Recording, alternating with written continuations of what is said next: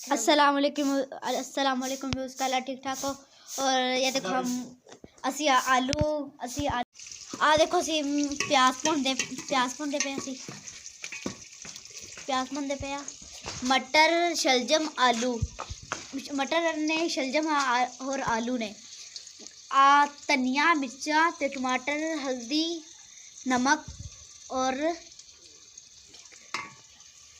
ते प्याज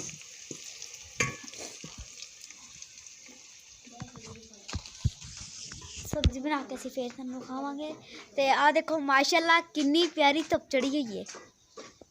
आ देखो माशाल्लाह किन्नी प्यारी धुप्प चढ़ी हुई है।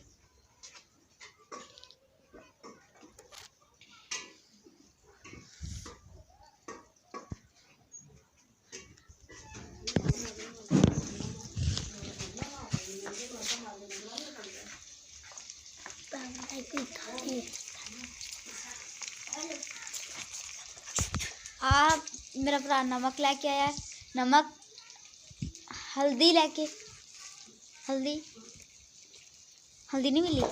अच्छा चलो आ नमक पाओ तो मैं जाके हल्दी लेके आनी हाँ।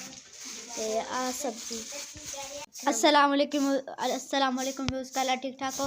और ये देखो हम असी अस्सलाम वालेकुम असी मसाला भुनते पे हैं।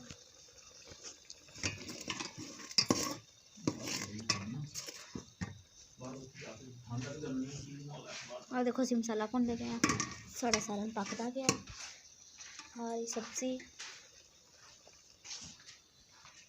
माशाल्लाह बाहर किन्नी देखो